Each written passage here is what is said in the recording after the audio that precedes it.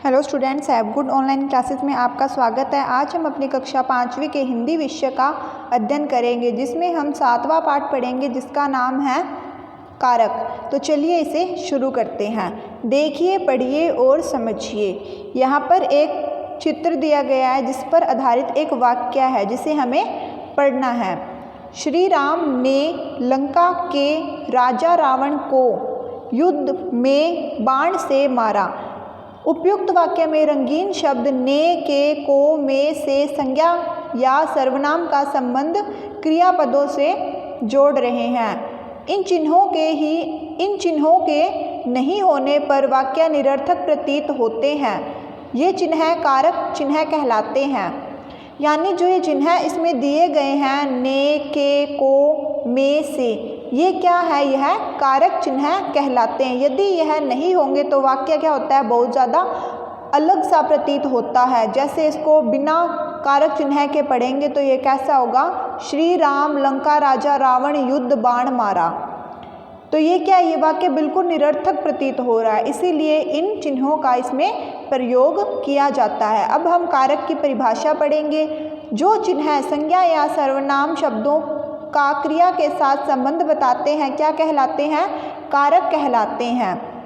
संज्ञा अथवा सर्वनाम शब्दों के बाद जो चिन्ह लगाए जाते हैं वे विभक्ति चिन्ह कहलाते हैं। जैसे ने, को, से, पर, में, के, लिए आदि।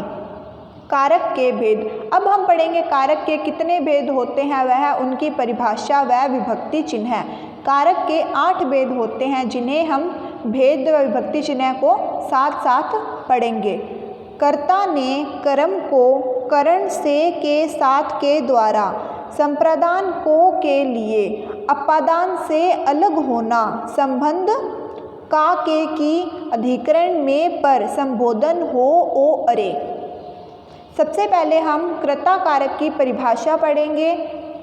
जिस रूप से क्रिया के करने वाले का बोध होता है वह कर्ता कारक कहलाता है। वर्तमान काल और भविष्य काल में ने चिन्ह का प्रयोग नहीं होता है, इसका प्रयोग भूतकाल में होता है। यानी जो समय चल रहा है यानी वर्तमान काल, और जो समय आने वाला है यानी जो भविष्य काल है, इनमें ने चिन्ह नहीं लगता है। कर्ता के साथ क्या नहीं लगता है? ने चिन्ह नहीं लगता है। परंतु जो समय बीत चुका है यानी कि जो भूतकाल है उसमें ने चिन्ह का प्रयोग होता है। अब हम उदाहरण पढ़ेंगे। सौम्या ने चित्र बनाया। अब ने, ये कौन सा वाक्य है? यह भूतकाल है, यह बात हो चुकी है, तो यह भूतकाल है, इसीलिए इसमें ने का प्रयोग किया गया है। सौम्या जो है वो चित्र बना चुकी है। राशि पुस्तक पढ़ती है। पढ़ती है, यह वर्तमान और भविष्य काल का वाक्य है, तो इसीलिए इसमें ने का प्रयोग नहीं हुआ। पहले वाक्य में क्रिया का कर्ता कौन है? सौम्या है। इसमें ने कर्ता कारक का विभक्ति चिन्ह है। इस वाक्य में बनाया शब्द भूतकाल की क्रिया है। दूसरे वाक्य में क्रिया का कर्ता कौन है? राशि है। इसमें ने विभक्ति का प्रयोग नहीं हुआ। कभी कभी कर्ता के साथ को का प्रयोग भी किया जाता है। जैसे बालक को सो जाना चाहिए, गीता पुस्तक को पढ़कर चली गई, यानी यह काम हो चुका है। बालक को क्या? सो जाना चाहिए, गीता पुस्तक को पढ़कर चली गई। कर्म कारक। क्रिया के कार्य का फल जिस पर पड़ता है वह कर्म कारक कहलाता है। यानी जो क्रिया का कार्य है उसका फल जिस पर पड़ रहा है वह क्या कहलाएगा? कर्म कारक कहलाता है। इसका चिन्ह को है, यानी कि इसका जो चिन्ह है विभक्ति चिन्ह वह क्या है? वह को है। इस चिन्ह का प्रयोग भी कई स्थानों पर नहीं किया जाता। जैसे सुमन ने सीमा को बुलाया, सौम्या ने शुभम को पढ़ाया। पहले वाक्य में बुलाने की क्रिया का फल सीमा पर पड़ रहा, इसीलिए सीमा क्या है? कर्म कारक है। दूसरे वाक्य में पढ़ाने की क्रिया का फल शुभम पर पड़ रहा, इसीलिए शुभम क्या है? कर्म कारक है। यानी क्रिया यानी जो काम हो रहा है उसका फल जिस पर पड़ता है वह कर्म कारक कहलाती है। जैसे पहले में सुमन ने सीमा को बुलाया। अब किसने बुलाया? सुमन ने बुलाया है। किसको बुलाया? सीमा को। तो जो क्रिया का फल है वह किस पर पड़ रहा है? सीमा पर पड़ रहा है। इसीलिए सीमा क्या है? कर्म है। दूसरे वाक्य में पढ़ाने की क्रिया का जो फल है वह शुभम पर पड़ रहा है। इसीलिए शुभम क्या है? कर्म कारक है। कारण करण कारक।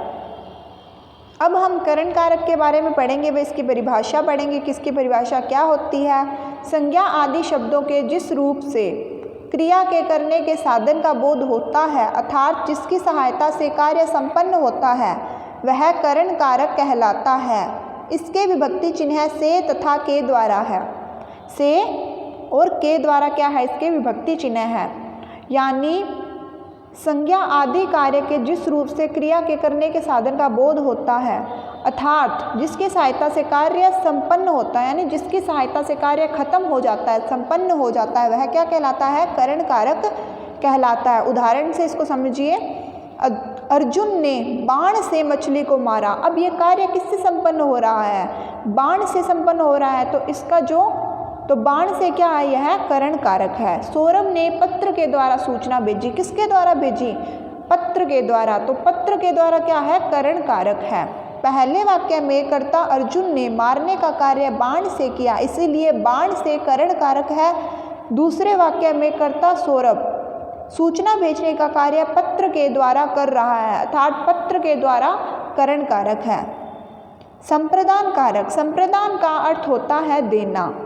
कर्ता जिसके लिए कार्य करता है अथवा जिसे कुछ देता है उसे संप्रदान कारक कहते हैं। इसके विभक्ति चिन्ह के लिए तथा को है, यानी इसके जो विभक्ति चिन्ह है वह क्या है? के लिए को।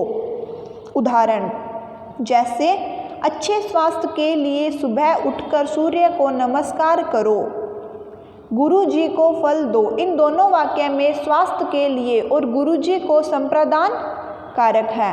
तो ये हमारा 7वां पाठ था, जिसके अंदर हमने कारक की परिभाषा पढ़ी व कारक के भेद पढ़े, जिसमें से हमने कर्ता कर्म करण संप्रदान कारक के भेद यानी कर्ता कर्म करण संप्रदान कारक पढ़ लिया है। अगली वीडियो में हम अपादान संबंध अधिकरण संबोधन कारक पढ़ेंगे। तो आज के लिए सिर्फ इतना ही। Thank you students, have a nice day.